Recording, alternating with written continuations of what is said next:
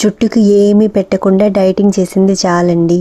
ఎన్నో పోషకాలున్న ఈ హెయిర్ ఆయిల్ని మీ హెయిర్కి అప్లై చేసి చూడండి. 2 వీక్స్ 3 వీక్స్ ఇలా వాడి ఆపేయొద్దు. అట్లీస్ట్ 3 months అయినా వాడి ఒక ఒపీనియన్కి రండి.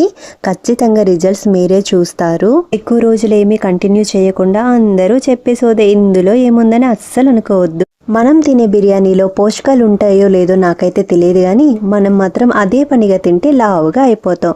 అదేవిధంగా మన జుట్టు కూడా లావుగా పెరగడానికి ఎన్నో పోషకాలు ఉండే బిర్యానీ లాంటి ఈ హెయిర్ ఆయిల్ని చూసేద్దామా?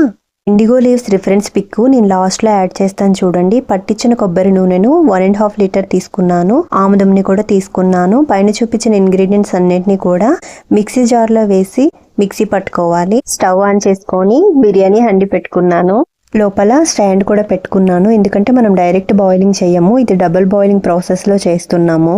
ముందుగా నేను కోకోనట్ ఆయిల్ని అయితే 1.5 లీటర్ని తీసుకున్నాను. ఎస్టర్ ఆయిల్ని మీరు కావాలంటే దీంతో పాటు మరిగించుకోవచ్చు, లేదంటే లాస్ట్లో అన్ని అయ్యాక కూడా యాడ్ చేసుకోవచ్చు.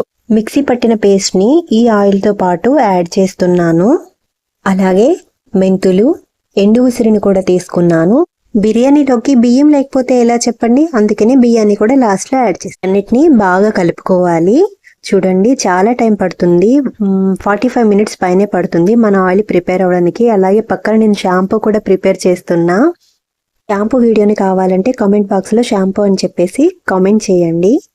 రండి ఇదిగోండి షాంపూని చూసేయండి, ఇదిగో. ఇలా మన మాటల్లో ఉండగానే ఆయిల్ అనేది ప్రిపేర్ అయిపోయింది.